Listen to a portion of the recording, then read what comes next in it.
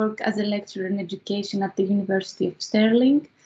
And we work with Di from the University of Dundee and Lisa, who is not here today, unfortunately, from the University of West of Scotland as conveners of this network. The webinar, our webinar today is focusing on teaching migrant students. We're going to hear more about the TEAMS project, Teaching That Matters for Migrant Students, with Dr. Tom Richardson and Dr. Natasa Pantic. Before I let our presenters introduce themselves and continue with the presentation, I would just like to remind you to make sure that you place your microphone on mute. The presentation will be recorded, so if you do not wish to be visible on the recording, please turn off your camera, and the recording will be appearing on SERA's YouTube channel afterwards. We would like to encourage you to participate in the discussion, so if you wish to ask a question or make a comment, please feel free to do this during the presentation using the chat box, and we will have afterwards the opportunity to ask further questions and have a discussion. Okay. Okay, so I think I'll let our presenters introduce themselves and then continue with the presentation. And again, thanks very much for presenting your work today. Well, thank you very much, and thank you to you all for joining this afternoon. As Stella said, I'm Tom Richardson. My substantive post is as a teacher of additional support needs up in a big academy up in the northeast of Scotland in Ellen. But for the last few months, I've been on secondment to the TEAMS project here at the University of Edinburgh. Hi, thank you, Stella, and thanks for inviting us. My name is Natasa Pantic. I'm a senior lecturer at the University of Edinburgh School of Education and the PI on the TEAMS project that we will be talking about today. Okay, so with Di earlier on, we did a little practice of sharing slides. So what I'm going to do is I'm going to repeat that process, and then I'm going to ask someone to confirm that they can see the slides and that it's working. Okay, so here we go.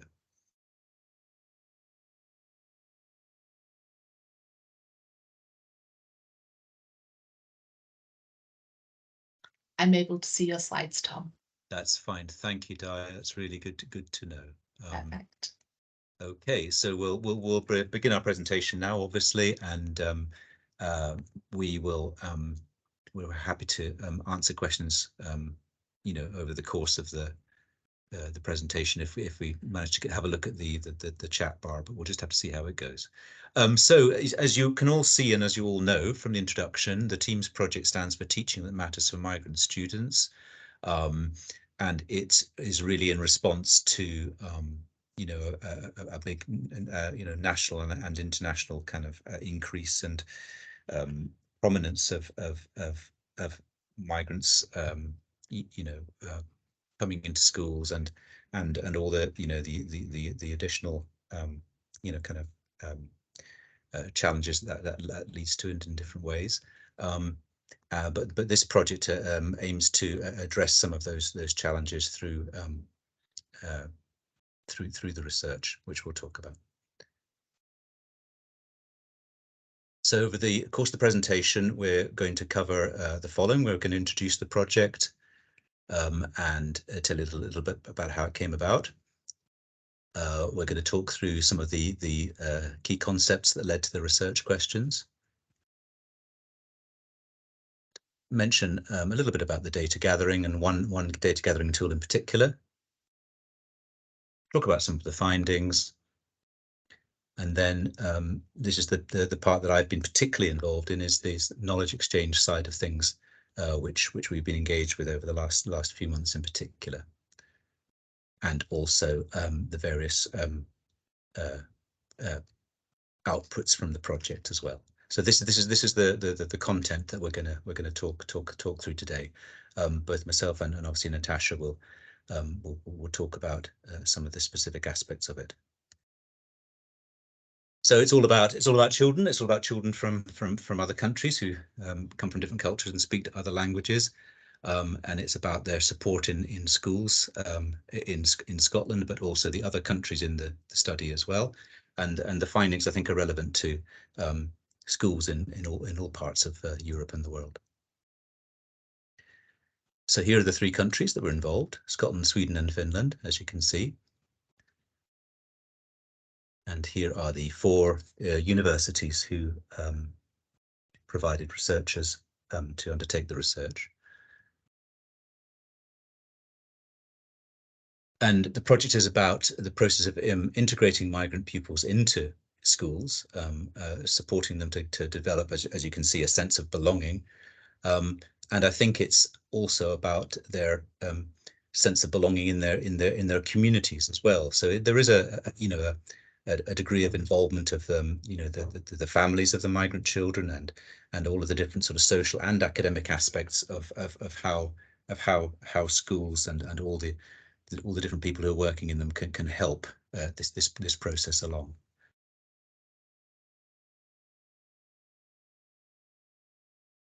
This is just some basic information about the schools themselves. As you can see, there were three in Scotland. All have roughly the same number of pupils, but they were from slightly different socio-economic backgrounds. Some more affluent areas, some less so. But they all had, reasonably high proportions of EAL pupils. In Sweden, there were 2 schools, as you can see, and one of them I think is interesting. These are obviously the anonymized names of the schools, but the school which was called Magnolia in the study had a very high percentage of migrant pupils, 95%. So there was a very strong influence of the whole multicultural dimension in the school in terms of, displays and a provision of food and recognition of particular cultural events and celebrations and that sort of thing. And interestingly, the head teacher from the school was also from a migrant background. So there was a great deal, a lot going on there in that particular school. And then there were 2, as you can see, in Finland as well. These were all secondary schools, we should say. I mentioned at the beginning that the project was really coming from the perspective of the fact that, as you all know, issues to do with the politics of migration are never out of the news. I think there hasn't been a single day over the last few months, weeks and months, that there hasn't been something in the news about migrants, coming to this country or the politics around it, etc., etc. So it's very much part of people's awareness, I think, at the moment. And obviously with the war in Ukraine, for example, numbers have increased recently, and then this trend, this upward trend, is not going to change. It's very much a reality in most schools now. But as you can see, it's really. I'm just going to move a little. That's better. But it's also about the key roles that teachers play, with supporting these pupils in school, these students in schools, and the influence that they have, and also the fact that our role as teachers is very much shaped by the system and the environment that we're in, and the practices and approaches which are common in particular schools.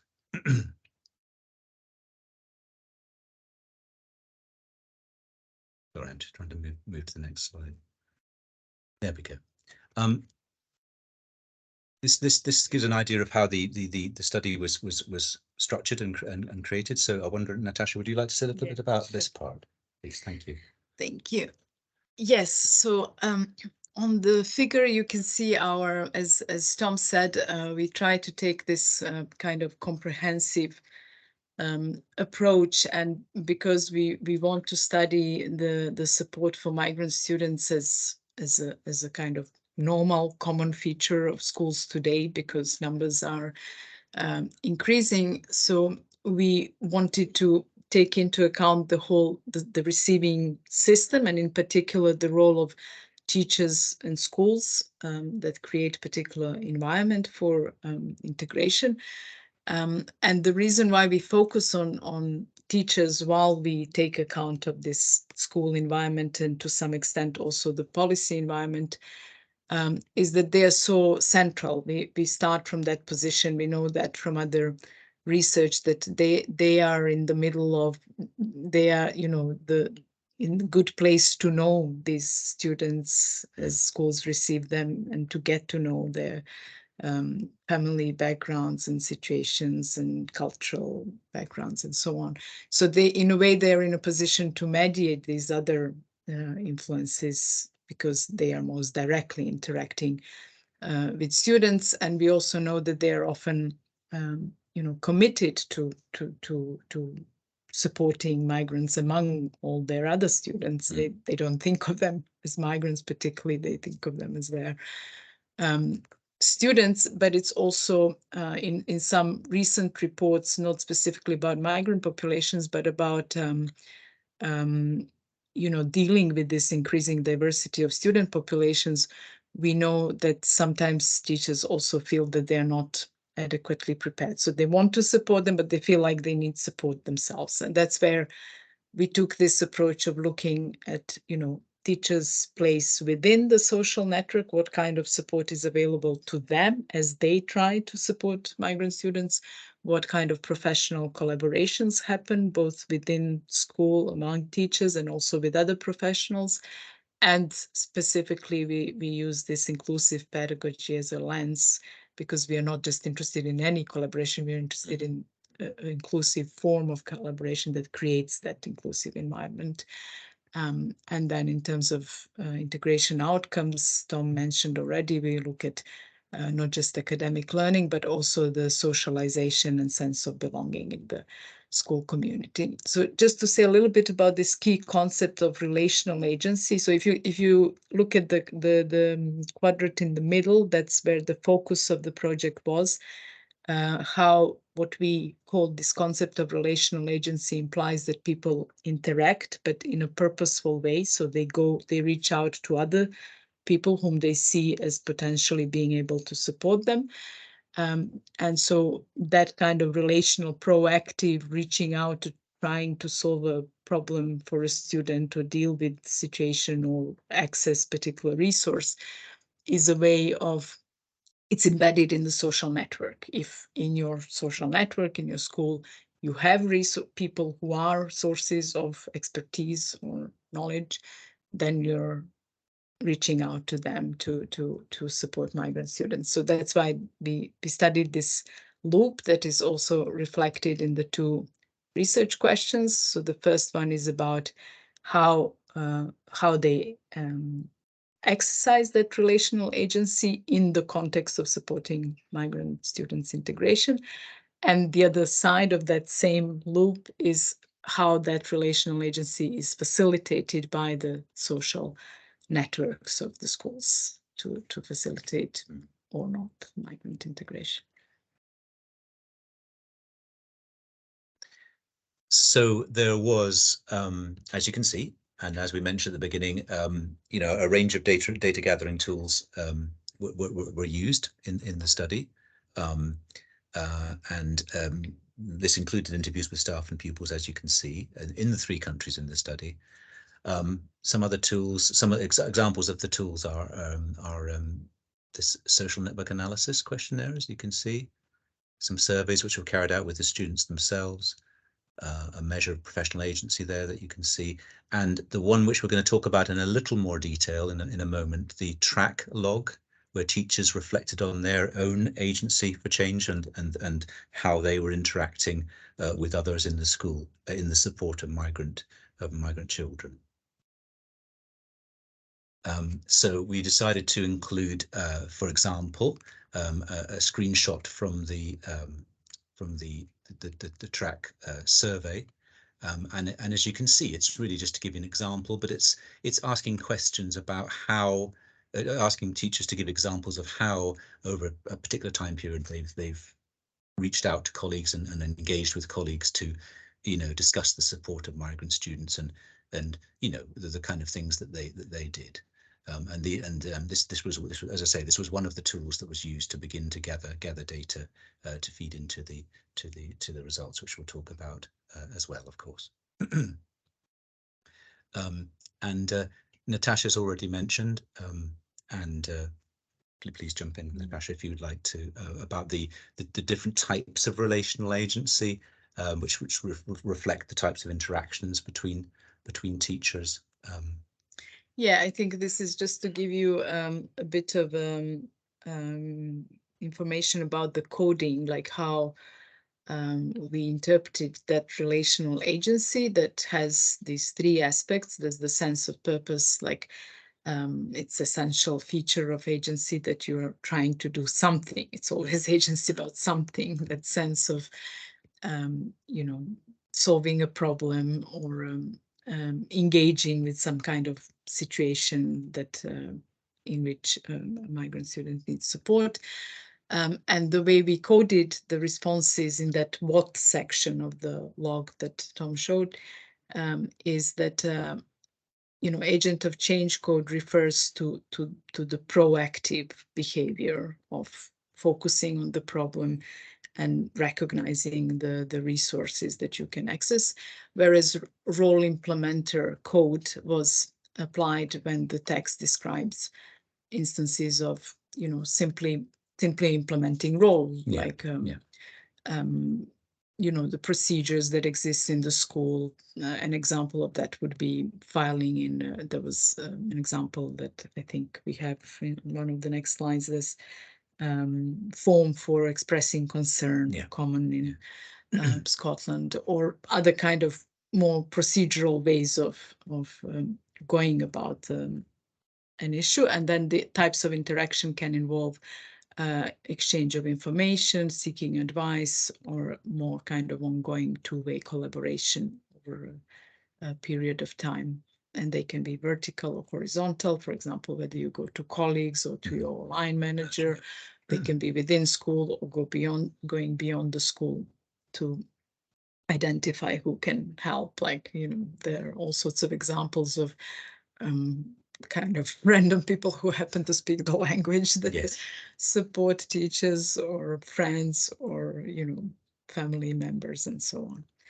And then the reflection is about what teachers and other school staff members see as enablers or barriers in, like when they describe the situation in which they interacted, with whom they interacted, for what purpose. And then we also ask them, you couldn't see that third section of the log asks them to just say, you know, reflect on the outcome. Did they achieve that purpose and what enabled that, or what they saw as a barrier that could then be also interpreted as either descriptive reflection or more critical, kind of recognizing the structures in their environment that either enable them or prevent them from acting in the way they would like to. Yeah, this is just, I think we can cover this quickly. I suppose the purpose is just to show you what that database looks like on the other end of the log that we described. And essentially what we are doing here is trying to quantify qualitative data that people report, the content of these interactions. But because it's not, you know, we also had interviews that complement this data, but I will show in a minute why we wanted to have in the context of interactions embedded in the network, which is another tool that we mentioned, the social network survey that we shared with staff. So that is a method that asks people to describe, for example, when you are supporting migrant students, whom do you go to? And they have like a roster of all the colleagues on the payroll in the school. They can also nominate others outside to describe whom they go to for support. And that enables us to map this network in which you can see that like if the node is bigger, that probably means more people are going to that person. You can see the colors for the roles that the actors in the network hold, whether they are going to other teachers or to specialists or to managers. And then what you see in the interactions that are highlighted with either blue or yellow or green are the ones for the actors for which we also have the log data. And you can see by the shape of the node actors for whom we also have interview data. So the idea here is that we really try to integrate in terms of how we mix methods. We map the network with social network analysis survey. And then there's the layer of, for those actors, like a subsample of actors within the network where we have also qualitative data. We try to examine what they're saying about these interactions. So what's flowing through those networks that gives us a sense of, the texture of what are they interacting about when we talk about migrant support. And that's where the coding that we showed earlier, the agents of change versus implementer, or both, I think it's important to say that it's not your either one or the other. It's you same people act as this or that way in different situations, or sometimes in the same situation. So this is just, I think the text is probably too small for you to see, but it's giving an examples of those instances of like what we coded as acting as agents of change is here it's about helping the mother sign up for language courses. So you can see how, they go way and above the expected, what's in teacher's job description in order to support in whatever way they can. Whereas in the role implementation example, it's what I mentioned about the feeling a well-being concern form for pupil. And then they say nothing really changed. The family still didn't engage. So there's a bit of a, I did my job, but that's it. And it's there's nothing wrong with doing your job, but we try to make this distinction because we are actually interested in how that relational agency, that behavior that's focused on support and solving problems is enabled by the network.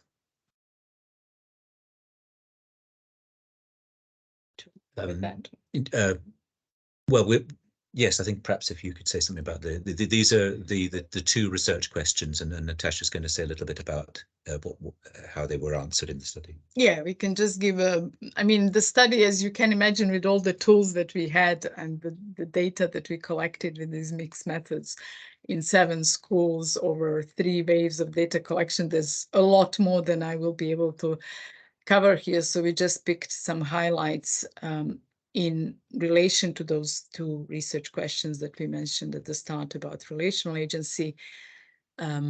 Basically, the way they exercise the research question 1, they go to people that they see as, having some kind of knowledge about the student family. Relationships are really key, even though they might often be going to people who are in designated roles like English as additional support specialist who works more with those students.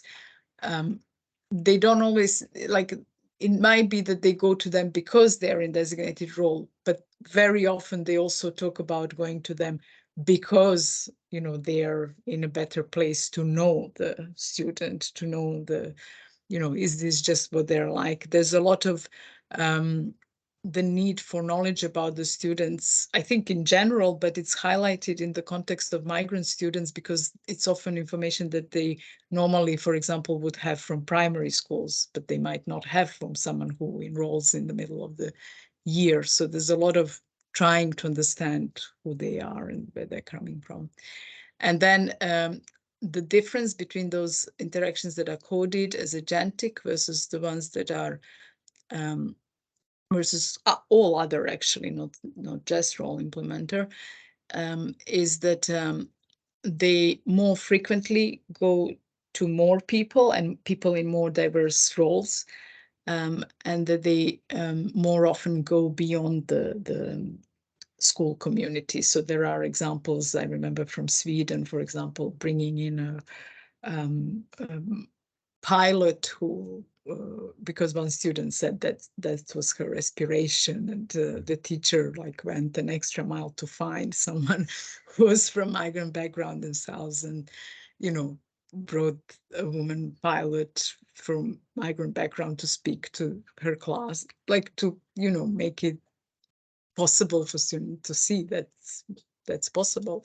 So these are just some examples. There's a lot of going to social services or health professionals or people in all sorts of career guidance roles. There's a lot of engagement beyond, the usual, like whom you go to in the school in order to deal with all sorts of issues.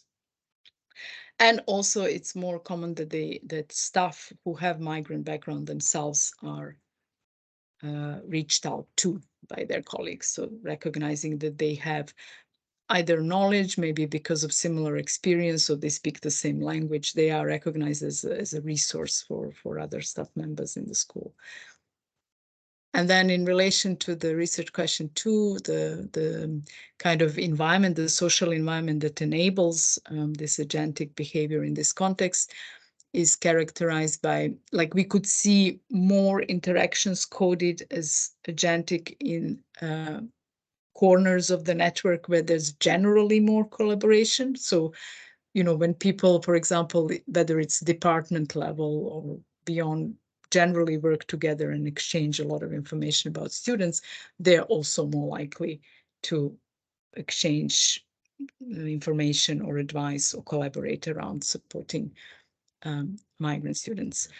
And the last one I actually mentioned already, but it's interesting that both qualitative and quantitative findings, when we look at structures and patterns in the networks, confirm that same pattern. And I think this is where you talk about, yes. So I'm going to sort of change tack a little bit, but still very much building on what Natasha's been saying, and talk a little bit about the work I've been doing with schools. And so the title, the term string game will become self-explanatory in a moment.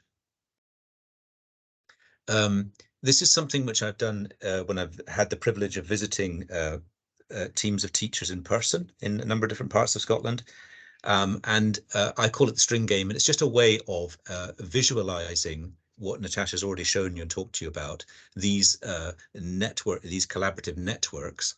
And I just asked staff to hold different pieces of colored string and to think of examples of exchanges that they might have if they were, in a school supporting migrant children, exchanging information at the basic level, as Natasha already said, the role implementation level, where you're just exchanging a basic piece of information, but not above and beyond that, or the agents of change level, the above and beyond, which Natasha also mentioned, or as she also said, it can be both. And by holding these pieces of string either far apart if they're imagining just 1 or 2 interactions in a week, or closer together if they're having numerous interactions, you begin to get a sense, or they begin to get a sense, of how these networks were created, and also the kind of network that they might have in their own context or their own setting. And most teachers, quite like to have this, or I get the impression they quite like to have this link to their own contexts. And we've already talked about the networks a little bit, so we'll maybe not spend too much time on these. But sorry, Natasha, you want to come in? I think maybe one thing that's worth mentioning when we look at this, because these are the 3 networks from the 3 Scottish schools, and the interesting thing here is that all the 3 schools in Scotland are supported by the same person, same English as additional language specialist.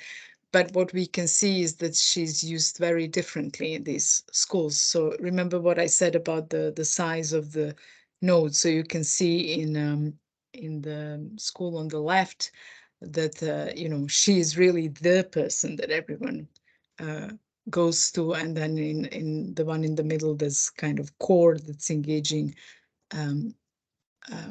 Actually, in the one on the right, there's a core that's engaging with her, and in the one in the middle, there's she's really not more prominent than other actors in the network, and that's reflected in the interview with her. She's saying, you know, in one school, like I work with management, but people don't interact with me, don't come to me so much. In another school, you know, they come to me. In another school, I chase them. Like, it's interesting. The point is that it's not just about, you know, having particular service. It's really about how professionals at school level use this specialist knowledge and expertise that exists in the system. And we just wanted to briefly show you the networks for the two Swedish schools and the two Finnish schools, and you can compare the top networks, which were specifically in relation to the support for migrant students, with the networks underneath, which were general collaboration, weren't they, Natasha? Is that right? Yes, I think the information that's missing from this slide is this is like the two graphs on the left are from one school, and the other two are from another. I think it's to show how even in the same country, it's really at school level that these networks can differ, and this is also related to what Tom said about the two schools in Sweden. Like, you can see that you know, the one where the network around migrant support is almost identical as the collaboration network in general is the one where most students are migrants. So, you know, it's kind of to be expected that they just support them as they support any other students. Whereas the other one looks more like what we commonly see when we look at differences between general collaboration network, whom do you go to in general for supporting students for any kind of professional matters, versus whom do you go to when you support migrant students. And you can see that in the migrant student support network, there's usually this, you know, the central actor, often person who's designated, that there is smaller core, that there are some people on the periphery who might not be participating in this at all. So that could be an indication of, you know, whether supporting migrants is treated as the norm, what we said in the beginning, or whether it's seen as something, you know, special for specialists that we probably need to, you know, move away from, given the increasing numbers. Yes. That it's just, you know, everybody's job to support diverse students. Yeah, this is from Finnish. I guess it's always interesting to just compare between countries. For me, what's interesting when we just look at Finnish schools is that, you know, there are they reflect different structures in terms of hierarchies. Like, you can see that there's only one manager, that blue dot is not any bigger than other actors, very different from what we saw on the graph for the Scottish school, with a lot of blue, like very different layers of managers that reflect the structure of the Scottish school. I suppose that's why it is. I think so. Yes. I just want to show that yes, as you say, the differences between networks and across different countries, and the differing roles and how they influence the formation of the networks. And you know, we promised to provide some of the findings from the study at the beginning, and it's perhaps not necessary to go through each one, except to say that from my time as an EAL teacher myself, I certainly recognise you know, that many of these things, like promoting the home languages of EAL pupils, was something which, you know, I think EAL staff have been doing for you know, trying to do for a long time, and here it is backed up by sound research as well, and you know, the promotion of diversity in schools, you know, definitely sits within the, you know, the whole equalities process that schools you know, certainly ought to be engaged with. And you know, some of the things about what Natasha said earlier about you know, where a lot of collaboration happens already in the school, where there's an established process of collaboration, then collaboration to support migrant students also appears to be an easier, you know, it seems to happen more naturally, perhaps you could say.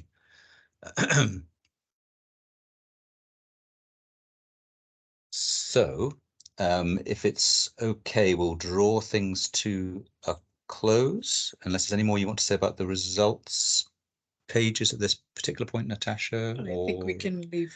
It's because we want to leave some time for a little discussion at the end. So I'm going to finish with a very sort of quick whistle-stop tour around the northern half of the UK, simply for really just for a bit of fun, but also to illustrate, you know, the knowledge exchange activities that I've been involved in over the last few months. And it really has been a fascinating privilege for me to be able to travel both virtually and in person around Scotland, visiting EAL teams, visiting schools, meeting colleagues, discussing the team's project and how it links into the work of teachers in schools and supporting pupils on the ground, supporting migrant students on the ground, as it were. And you know, interesting to note as well that, you know, that there are teams supporting migrant students all over the place, in Northern Ireland, there in the north of England as well, you know. So there are EAL teams and people supporting migrant students all over the United Kingdom in different forms and different ways, sometimes combined with traveller education services, sometimes very small teams for very large geographic areas, sometimes very big teams like the Glasgow team, which we're going to see next week, in which there are well over 100 EAL teachers for the city of Glasgow. So it's just an interesting snapshot of how migrant students are supported around the country. And some links to the websites, the resources, the published materials, contacts for Natasha here, and something which we can share with you later on, if any of you wish, if any of you want these a link to this. And I think that draws us to the point where we'd like to invite.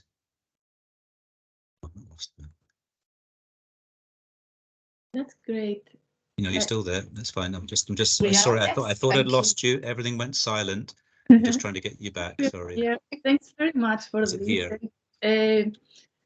What an impressive slide, the one with the knowledge exchange activities all over Scotland. Thanks very much both for this presentation. And I have so many questions that I want to ask, but I'll start with the questions from our attendees today. And please raise your hand if you want to ask a question. And in the meantime, I'm also going to read, there's a question in the chat from Sinem. Thanks, Sinem, for that. So Sinem typed here, really fascinating. Just for clarification, did you collate teachers' personal networks and include both in-school and beyond school ties within these networks in the slides? Yes, you're probably referring to the graphs, the network graphs on this that we showed on the slides.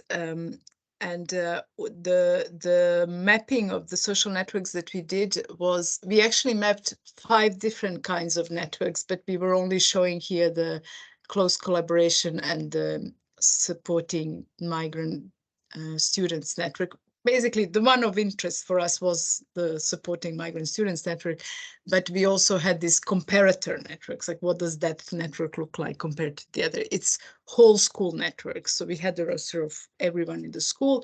And then there was additional question where people could, you know, we were asking them, are there other people you reached out to go to for support? And they could nominate. That's for the social network survey tool. For the log tool that we showed, they are personal networks. So when a person describes a situation in which they engaged, they can say whom they went to, they can nominate as many as they want. Usually it's like 1, 2, 3. I don't think anyone nominates more than 5 people. But for particular situation, then they describe how they interacted. I hope that answers that question.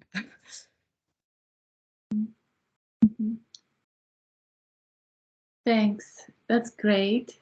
And we're going to stop the recording, and please feel free to raise your hand and unmute to ask questions or type your questions or comments here. Okay, so this part will